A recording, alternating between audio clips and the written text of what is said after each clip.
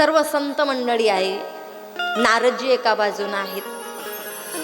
चर्चा सुरू झाली आणि चर्चेचं रूपांतर त्या ठिकाणी बोलायला सुरुवात केलं. म्हटले, या जगात विश्वात सगळ्यात महागडी वस्तू कोणती सांगायला प्रश्न केलेला आहे ना. प्रश्न केल्याच्या नंतर आता एकेकानं उत्तर द्यायला सुरुवात केली. माईबाप हो, सर्वप्रथम या ठिकाणी एकाने बोलायला सुरुवात केली. म्हटले, जगात विश्वात महागडी वस्तू जर कोणती असेल तर ते म्हणजे सोनं आहे. का सोनं महाग? तुमच्याकडं काय भाव चालू आहे सोन्याचा? आहे की नाही तुमच्याकडे सोनं? सोनं कळतं ना. हा, मी नाही मागत तुम्हाला, तुम्ही फक्त हो म्हणा. प्रत्येकाकडे थोडं ना थोडं सोनं आहे. कितीही जरी गरीबातली गरीब जरी स्त्री असली तर तिच्या अंगावर 4-5 ग्राम का होईना, परंतु सोनं आहे ना. माय प्रत्येकाच्या अंगावरती आहे. म्हटले, छे छे, असं कुठं असतंय का? तुम्ही म्हणताय की सोनं महाग आहे. सोनं तर प्रत्येकाच्या गळ्यामध्ये पाहायला मिळतं, सोनं नाही महाग. समोर गेले. म्हटले, चांदी. आहो, चांदी त्यापेक्षा स्वस्त आहे, सोन्यापेक्षा स्वस्त आहे चांदी. आणि चांदी प्रत्येकाकडे. म्हटले, हिरा. अब्जोपती करोडपती जे लोक असतात त्यांच्याकडे हिरे सुद्धा असतात. त्यांच्या गळ्यामध्ये लॉकेट म्हणून ते परिधान करतात. हिरा सुद्धा महाग नाही. समोर गेले. म्हटले, माणिक मोती काहीतरी महाग असेलच ना. नाही, ह्या सुद्धा वस्तू प्रत्येकाकडे पाहायला भेटला म्हणजे आहे तरी काय महाग. मग मात्र चर्चा करत रूपांतर आलं प्रश्नाचं उत्तर. म्हटलं, या जगात सगळ्यात महागडी वस्तू जर कोणती असेल तर ती म्हणजे प्रेम. प्रेम प्रत्येकाकडे नाही मायबाप हो. आज मला इथे जे प्रेम भेटले दुसऱ्या गावात भेटेल म्हणून याची काही गॅरंटी आहे? आज जर प्रेमाचा विचार करायला गेला तर प्रत्येकाकडं प्रेम नाहीये प्रेम.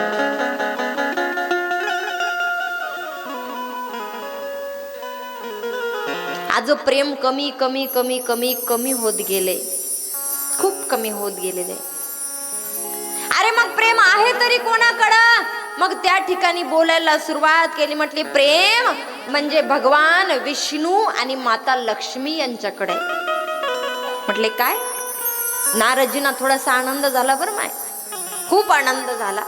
म्हटले, वा क्या बात है मेरे भगवान विष्णू लक्ष्मी माता, इनके पास प्यार है, प्रेम है. म्हटले, हा, यांच्या जवळ प्रेम आहे. नंतर एक उठला. म्हटला, नाही, त्यांच्याकडे प्रेम नाही, ब्रह्मानीकडे प्रेम आहे. नारदजी म्हटले, नाही, कारण की नारदजींचं सगळ्यात जास्त प्रेम जर कोणावर असेल तर भगवान विष्णूंवरती. आणि कोणालाही आपलंच असतं. आपलं ते बाबा आहे ना, लोकांचं ते कार्ट आहे, देवाकडूनच आलंय ते. विष्णुदेवजी म्हणत होते भगवान विष्णू लक्ष्मी मातांकडे प्रेम आहे. बाकीचे देव म्हणत होते की ब्रह्मानीकडे प्रेम आहे. नंतर एका साधूने उभं राहून प्रश्नाचं उत्तर दिलं. म्हटले, अरे, ब्रह्मदेवजींचा जर विचार करायला गेलं तर ब्रह्मदेवजींचं प्रेम हे ब्रह्मानी मातेवरती नाहीये. कसं? ब्रह्मदेवजी जगाची उत्पत्ती करण्यात व्यस्त आहेत. त्यांच्याकडे वेळ नाहीये पत्नीवरती प्रेम करायला. समोर गेल्याच्या नंतर पाहिलं. नंतर कर माहिती. हॅलो, ए पिल्लू, बस माय खाली, बस बस बस बस. ते नंतर करा माय, आताच नका करू. आणि जार उद्यापासून इथं ठेवू नका, तिकडं ठेवा त्या कोपऱ्यात. तिकडच प्यायचं, तिकडच जायचं.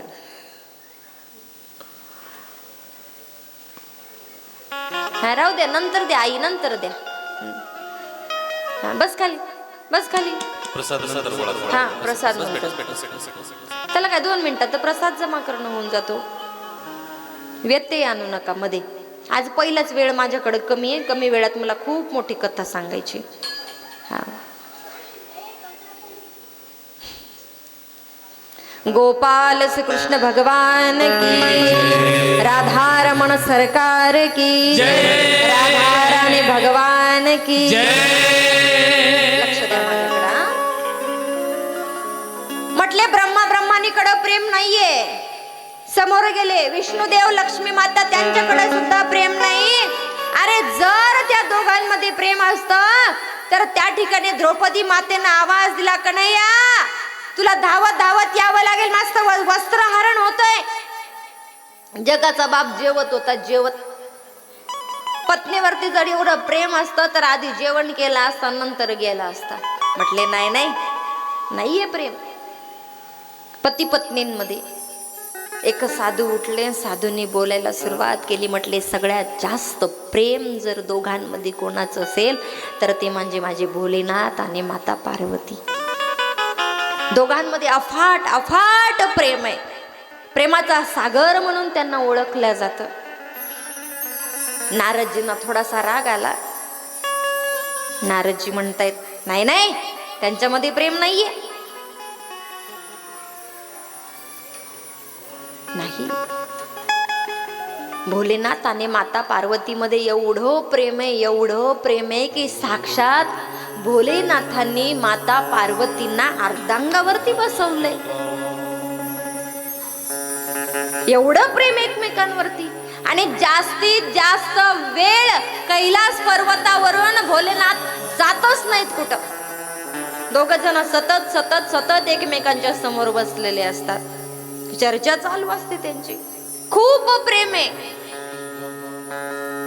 आणि विचार जर करायला गेलं तर माता पार्वतीने भोलेनाथ मिळावे याकरता खूप काही तपपूर्ती सुद्धा केलेली आहे, म्हणून त्यामध्ये खूप प्रेम आहे.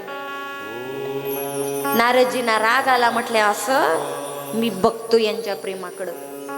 नारदजी गेले माय कैलास पर्वतावरती. तिथे गेल्याच्या नंतर माता पार्वती बसलेल्या होत्या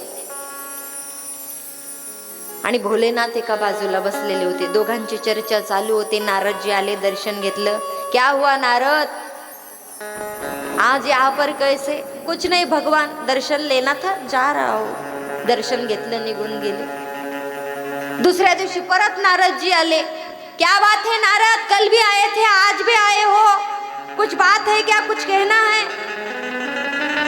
नहीं प्रभु, ऐसा ही आया था दर्शन करने के लिए.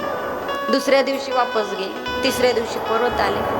आत्ता मात्र भोलेनाथ तिथं नव्हते आणि भोलेनाथ नसल्या कारणानं आत्ता मात्र तिथे नारदजींनी माता पार्वतींना बोलायला सुरुवात केली. माँ, एक बात कहनी थी. बोलो ना नारद. माँ, आपसे प्रभु बहुत प्यार करते हैं. हाँ, बहुत प्यार करते हैं. कितना करते हैं? अरे त्यांच्या स्वतःपेक्षा जास्त प्रेम भोलेनाथ माझ्यावरती करतात. अरे साक्षात अर्धांगावरती मला बसवून घेतले. आणखी प्रेम किती असावं पतीचं पत्नीवरती. खूप प्रेम आहे. मा, एक सांगू तुम्हाला, तुम्हाला वाटते भोलेनाथ तुमच्यावरती खूप प्रेम करतात, परंतु मी सांगतो तुम्हाला, तुमच्यावरती भोलेनाथ जास्त मात्र तेवढं प्रेम करत नाही. नारद, काय म्हणतोयस तू की भोलेनाथ माझ्यावर प्रेम करत नाहीत? अरे करतात. माझ्यामध्ये आणि त्यांच्यामध्ये कुठलीच गोष्ट लपून छपून राहत नाही. तरी सुद्धा मा, जेवढं तुमच्यावर प्रेम करायला हवं तेवढं भोलेनाथ करत नाही. काय नारदा, निघितून आला आणि मला सांगतोय की माझे मालक माझ्यावरती प्रेम करत नाहीत. नाही मा, काय बोलायचं ते बोला.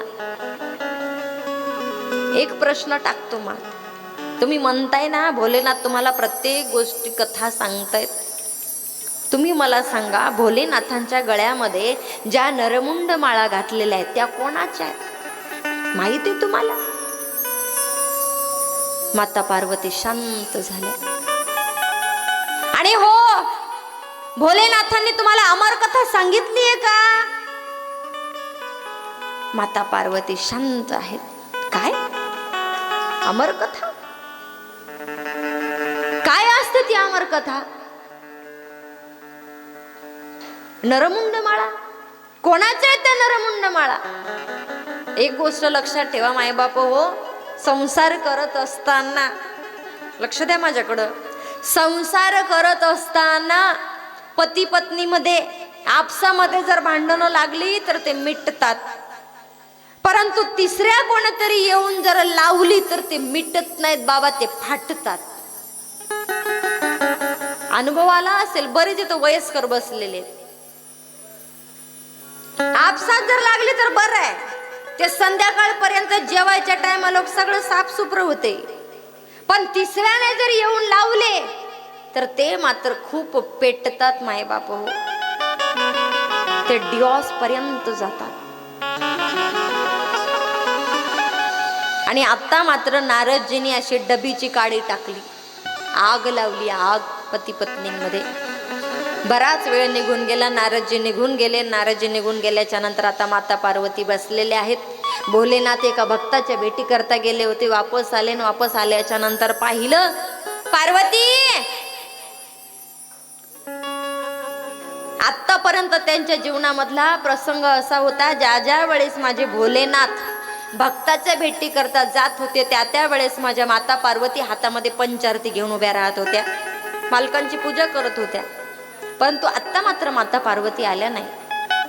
आवाज दिला, यायला तयार नाही. परत आवाज दिला, पार्वती, येत नाही. 3-4 वेळेस आवाज दिला आणि आवाज दिल्याच्या नंतर आता मात्र मुलाकडून आवाज द्यायला सुरुवात केली, गणेश तेरी माँ क्या करी, अरे तिचा आवाज येत नाहीये. गणपती बापानं माता पार्वतीकडे पाहिलं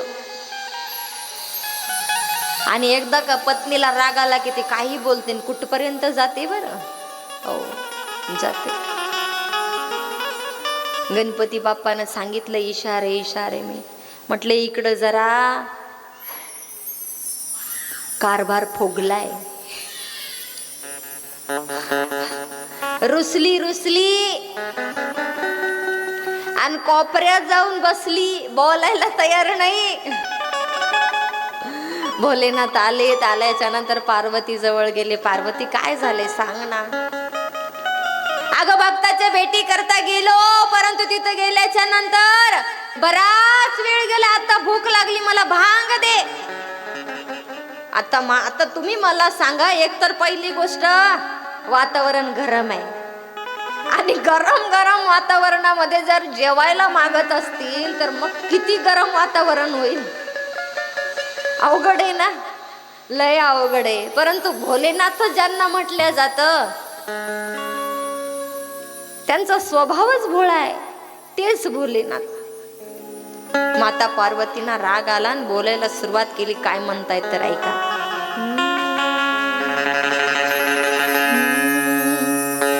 भोला भांगती हरी, नित घोटत घोटत हरी. भोला भांगती हरी, नित घोटत घोटत हरी. मेरे दोनों हाथ दुखाए तेरी एक दिन की होए तो घोट रोज न घोटी जाए. आपल्याला राहायचंच नाही म्हटले, जी गाठ बांधली ना आपली, ही बांधली चुकीची बांधली म्हटली. राहायचंच नाही मला, मी चालले माझ्या माहेरी. भोलेनाथाने मागून आवाज दिला, भंग नहीं भगवती है ये शिव घट में बसने वाली. पार्वती ही भांग नाही, साक्षात भगवती आहे, ही शिव घट में बसने वाली है. हे जे ऋषी मुनी साधू संत असतात ना, भगव्या वस्त्रावाले, जटावाले ज्याला म्हणतो आपण, ते त्यांचं जीवन कशावरती असतं तर भांगेवरती असतं. आणि ते तुझं स्वरूप म्हणून स्वतःला प्राशन करून घेतात. ती दुसरी तिसरी कोण नाही, तूच आहेस पार्वती. जरासा शांत झालं वातावरण आणि वातावरण शांत झाल्यावर नंतर मात्र बोलायला सुरुवात केली माता पार्वतींनी. मालक, तुम्ही माझ्यावरती खूप प्रेम करता ना. हो पार्वती, करतो मी तुझ्यावरती प्रेम. खरं सांगा, तुम्ही माझ्यावर प्रेम करता का. अरे करतो मी तुझ्यावर प्रेम. मग तुम्ही मला हे का नाही सांगितलं की तुमच्या गळ्यामध्ये जे नरमुंड माळ आहेत त्या कोणाच्या. सांगा मला. भोलेनाथांनी डोळे लावले आणि ध्यान केलं. म्हटलं हिला कसं कळालं माझ्या गळ्यात जे नरमुंड माळा आहे त्या कोणाच्या आहे. थोडा वेळ निघून गेला. मग लक्षात आलं. म्हटले कोण नाही, नारदजी आले होते. आणि लक्षात आल्याच्या नंतर सांगायला सुरुवात केली. म्हटले पार्वती मी सांगतो तुला.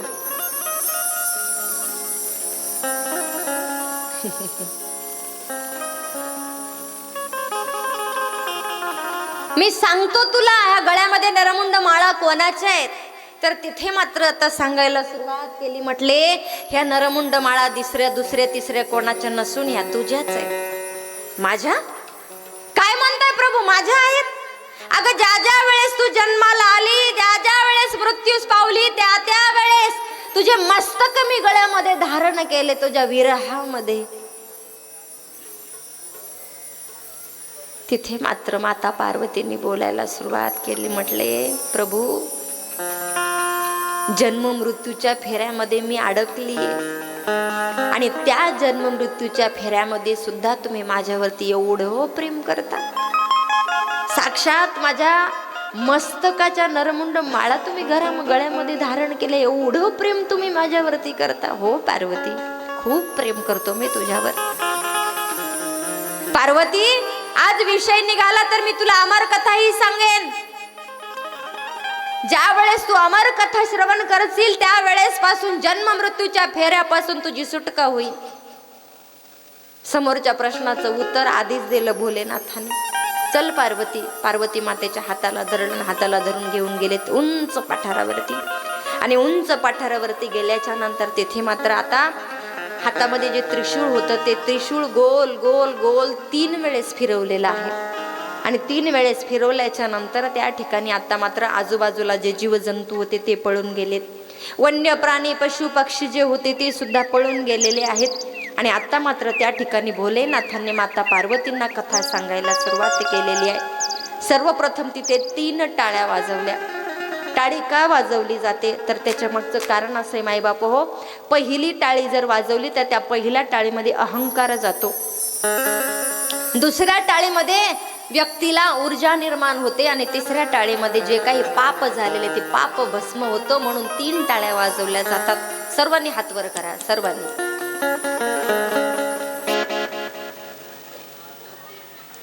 एक म्हटलं की एक वाजवायची, दुसरी म्हटलं की दुसरी, तिसरी म्हटलं की तिसरी. बस आपल्या बाजूचे जीवजंतू सगळे मरून जातील.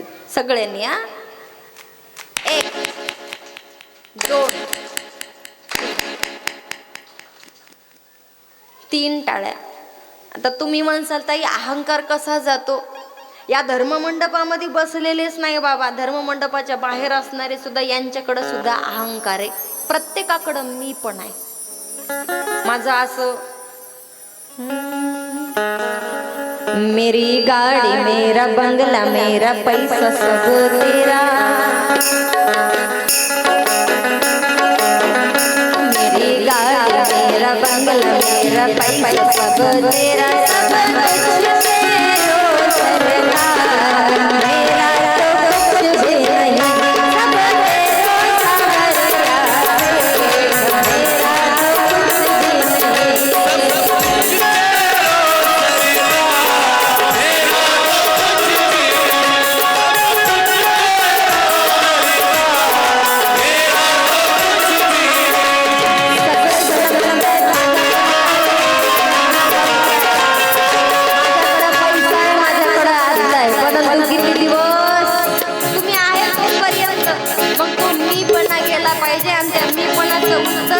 म्हटलं पाहिजे आहे माझ्याकडं, पण हे सगळं काही तुझंच आहे. मेरी गाडी मेरा बंगला मेरा पैसा सब तेरा, सब कुछ तेरो सरकार, मेरा तो कुछ भी नहीं, सब तेरो मेरा तो कुछ भी नहीं।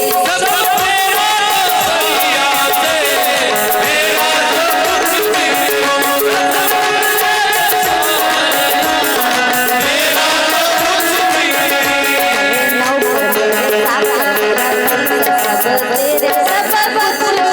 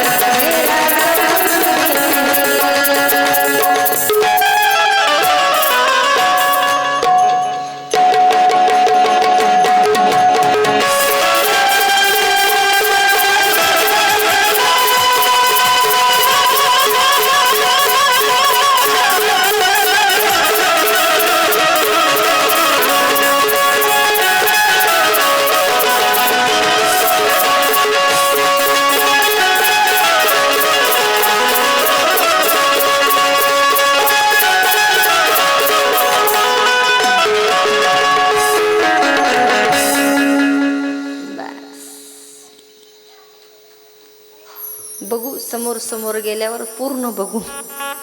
आज वेळ कमी आहे ना, म्हणून शॉर्टकट मध्ये आपल्याला समोर जायचंय. प्रत्येकाकडं मी पण आहे, म्हणून मी पणा घालवण्याकरता इथं टाळी वाजवावी. इथं टाळी वाजवली की अहंकार जातो माय बापा. लक्ष ठेवा, घरी बसल्या बसल्या नातवा बुडं बरे टाळ्या वाजवता, आणि इथं धर्ममंडपामध्ये टाळी नाही वाजवायची म्हटल्यावर अवघड आहे. मग तिथं ते यमाय वाघा यमाय पिल्या समोर यायचं आणि त्याच्या पुढे टाळ्या वाजवल्याच. आणि या धर्ममंडपामध्ये जर टाळी वाजवसाल तर अहंकार मीपणा जातो. चला समोर गेल्याच्या नंतर दुसरी टाळी का वाजवली जाते तर व्यक्तीमध्ये ऊर्जा प्राप्त होते. टाळी जशी जशी तुम्ही टाळी वाजवसाल तशी तशी तुमच्यामध्ये एक प्रकारची ऊर्जा तयार होते मायबाप हो. म्हणून टाळी वाजवली पाहिजे. आता आम्ही या धर्ममंडपामध्ये या जागेवरती बसलेला, आता हे लांबचं कथा असल्यामुळं आम्ही कार्यक्रम घेतले नाही.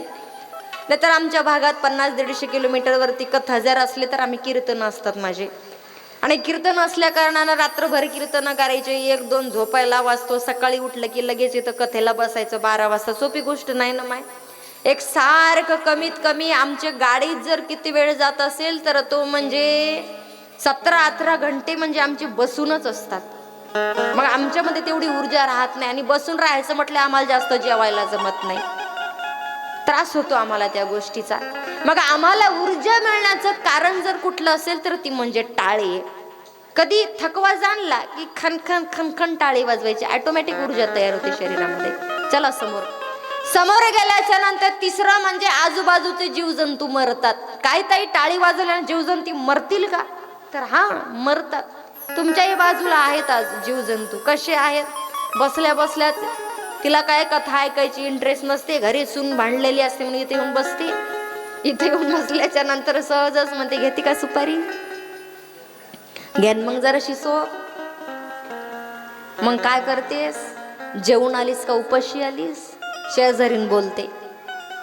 मग ती म्हणजे जीवजंतूच आहे. मग तो जीवजंतू जर बाजूला करायचा आहे, तुम्ही जर टाळी वाजवसाल भजन म्हणसाल तर तिच्याकडे तुमचं दुर्लक्ष होईल. ऑटोमॅटिक तुमच्या आजूबाजूचे जीवजंतू निघून जातील. 3 टाळ्या वाजवल्याच्या नंतर कथेला प्रारंभ झालेला आहे. आणि कथेला प्रारंभ झाला, भोलेनाथांनी कथा सांगायला सुरुवात केली. भोलेनाथ म्हणतायत पार्वती, भगवंताची कथा अशी आहे, ती कथा श्रवण केल्याच्या नंतर व्यक्तीला झोप येते. कारण की निद्रा राणीने वरदानात तसं मागितलं, मला वरदान एकच द्या की मी धर्ममंडपामध्ये गेल्याच्या नंतर ज्याच्या कोणाच्या ओटीमध्ये बसेल त्याला झोप येईल. वरदान आहे तिला, झोप का होईना पण इथं येऊन घेत जा.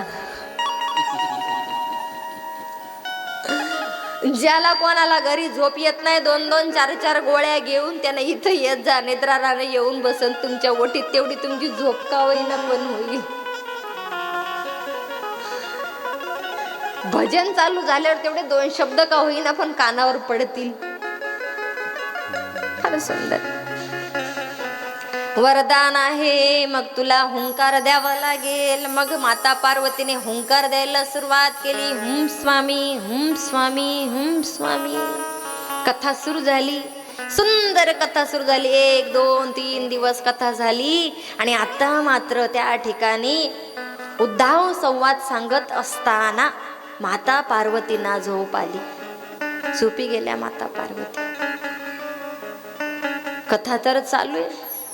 कथा एवढी प्रेमाने भोलेनाथांनी सांगायला सुरुवात केली, डोळे लावून कथा सांगतायत. परंतु माता पार्वती झोपी गेल्या. आणि झोपी गेल्याच्या नंतर आता त्याच वृक्षावरती एक नेमकं पोपटाचं पिल्लू अंड्याच्या बाहेर आलं होतं. आणि पोपटाचं पिल्लू एकच आहे. या मृत्यू लोकावरती तो व्यक्तीचा आवाज काढू शकतो. जसं जसं आपण शिकवलं तसं तसं राम राम, श्याम श्याम, आये जाये सगळं येतं त्याला, पोपटाला.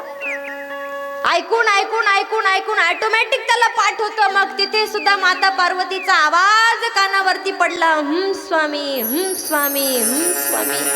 कानावरती पडल्याबरोबर पोपटाने समोरचा हुंकार द्यायला सुरुवात केली. माता पार्वती तर झोपी गेल्या. कथा संपली. भोलेनाथाने डोळे उघडले, पाहिलं तर पार्वती झोपलेल्या. पार्वती, अगं झोपलीस तू? क्षमा असावी स्वामी, चुकून झोप लागली, पुन्हा एकदा कथा सांगा ना, मी आता प्रेमाने ऐकेल. अगं बरोबर आहे, मी तुला कथा सांगेन, परंतु हुंकार कोण देत होतं? पाहिलं तर त्याच वृक्षावरती ते पोपटाचं पिल्लू आहे, ते हुंकार देते. आणि तिथे त्या ठिकाणी आता मात्र भोलेनाथांनी त्रिशूळ काढलं आणि त्या पोपटाच्या पिल्लाच्या मागे लागले. आता मात्र ते पोपटाचं पिल्लू समोर आहे, भोलेनाथ माग, ते पिल्लू समोर, भोलेनाथ माग, एकमेकांच्या मागे पुढे मागे पुढे मागे पुढे मागे पुढे मागे पुढे मागे पुढे धावतायत. आणि धावत धावत धावत आता मात्र ते पोपटाचं पिल्लू ब्रह्मदेवजींकडे गेले. ब्रह्मदेवजींकडे गेल्याच्या नंतर बोलायला सुरुवात केली. ब्रह्मदेव, कालोखे काल महाकाल माझ्या मागे लागलेत, माझी मदत करा ना. ब्रह्मदेवजी मदत करायला तयार नाही. विष्णुदेवांकडे गेले. विष्णुदेव, अहो भोलेनाथ माझ्या मागे लागले, माझी मदत करा ना. विष्णुदेव म्हटले, तो कालोखे काल आहे, संहाराचं कार्य त्याच्याकडे मी काहीच करू शकत नाही, निघ.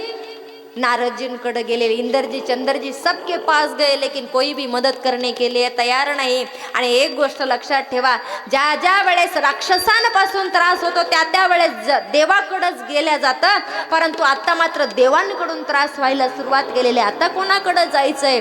तर त्या प्रश्नाचं उत्तर म्हणजे ब्राह्मण देव.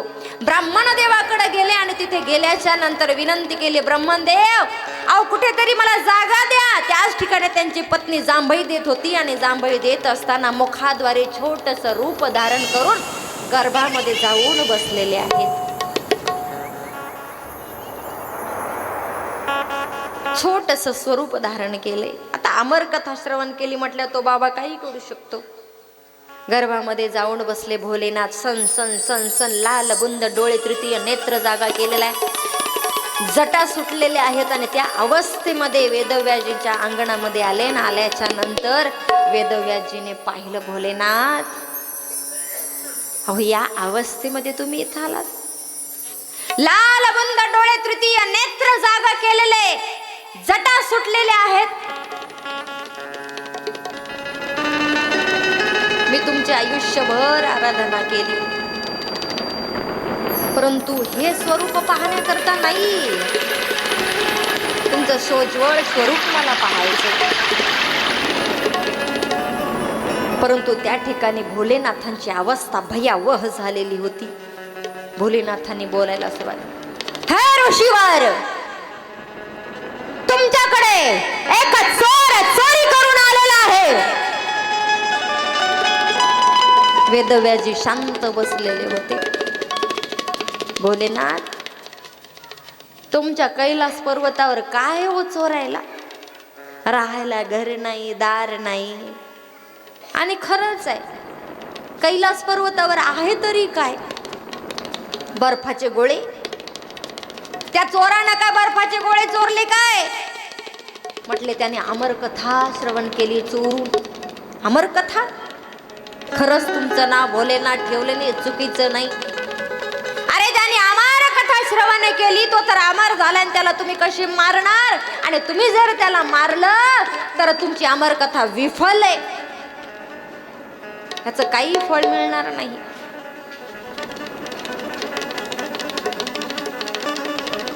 वातावरण शांत झालंय आणि शांत झाल्याच्या नंतर बोलायला सुरुवात केलेली आहे. तुमच्या पत्नीच्या गर्भामध्ये त्याने प्रवेश केलेला आहे. 1 वर्षभर थांबतो.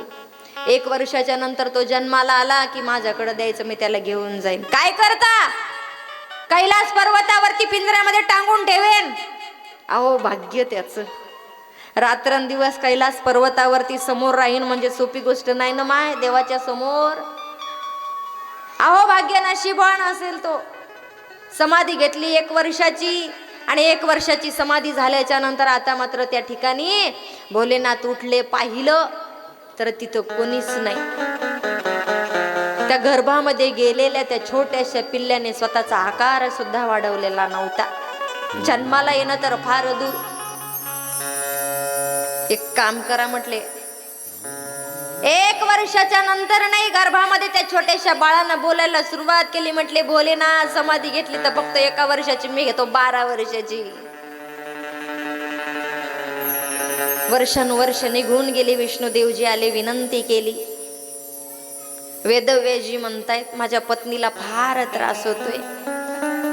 9 महिने 9 दिवस आपल्या गर्भामध्ये बाळ असतं, तर उठायला बसायला खायला प्यायला किती पथ्य पाळावं लागतात. माय त्रास होतो ना, त्रास होतोय माझ्या पत्नीला, काहीतरी करा. विष्णुदेवजी आणि त्या गर्भातलं बाळ यांच्यामध्ये चर्चा झाली. म्हटले बाहेर ये ना. म्हटले मी येत नाही. अरे त्रास होतो हिला, बाहेर माया आहे, या मायेमध्ये मला फसायचं नाही. पती पत्नी माय बाप याच्यामध्ये गुंतायचं नाहीये मला. तुम्ही जरी माया बंद केली तर मी बाहेर येईन. अरे माया बंद करणं सोपी गोष्ट आहे? नाही करू शकत. मग मी पण बाहेर येत नाही. 1 मिनिटातले 100 सेकंद आणि 100 सेकंदामधला 100वा भाग तोपर्यंत मी माया बंद करेल. आणि तेवढ्यापुरती माया बंद केली. आणि आता मात्र अवस्था प्रसूतीची तयार झालेली आहे. आणि त्या क्षणामध्ये त्या ठिकाणी एक अवतार घेऊन ते बालक बाहेर आलेलं आहे, म्हणजे सुख अवतार. बोलिए सुखदेव महाराज की जय. ब्राह्मणांना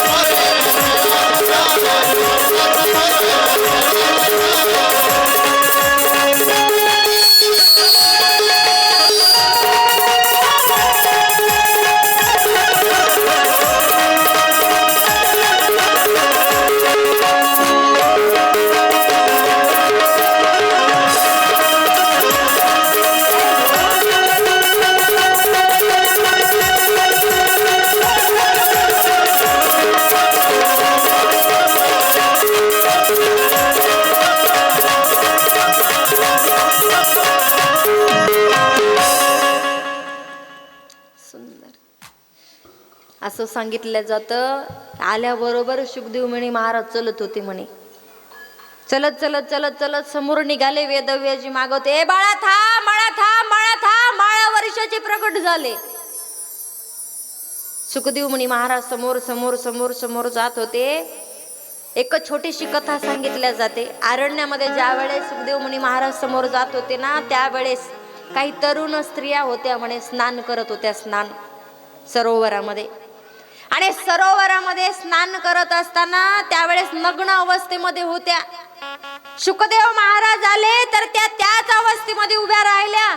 परंतु वेदव्यासजी महाराज आले की त्याने वस्त्र परिधान करायला सुरुवात केली. त्यावेळेस वेदव्यासजी महाराज म्हणतायत, काय ग तरुणींनो, मी म्हातारा झाले, तुम्ही मला लाजता. आणि तरुण तडपदार माझं पोरग समोरून गेले, त्याला तुम्ही लाजल्या नाही, या अवस्थेमध्ये उभ्या राहिल्या. त्यावेळेस बोलायला सुरुवात केली. म्हटले तुमचा मुलगा सर्वसाधारण नाही, वैराग्याचे मूर्तिमंत पुतळा आहे. त्याला स्त्री पुरुष नाहीये, समान आहेत सगळे. फारच सुंदर. समोर गेलेले आहे. समोर गेल्याच्या नंतर 88,000 ऋषी समोर बसलेत. सुखदेव मुनी महाराज सिंहासनावरती बसलेले आहेत आणि कथा सांगायला सुरुवात केलेली आहे. समोर म्हणतायत की अज्ञान ध्वांत विध्वंस सूर्य कोटी समप्रभ सुताख्यायी कथासार मम कर्ण रसायनम. सूजी, तुमचं तेज म्हणजे कोटी सूर्याप्रमाण आहे. खूप सुंदर. एका सूर्याचं तेज येतं आपल्यावरती, तसे कोटी सूर्य एकत्रित आणले. एक तेज जो पडतो तो तेज प्रकाश म्हणजे तुमचा आहे. आम्हाला या भवसागरातून बाहेर पडण्याचं काहीतरी काम सांगा, पर्याय सांगा. तिथं बोलायला सुरुवात केली. म्हटले काल व्याल मुखग्रास त्रास निर्णाश हे तवे श्रीमद भागवत शास्त्रम कलो किरण भाषितम.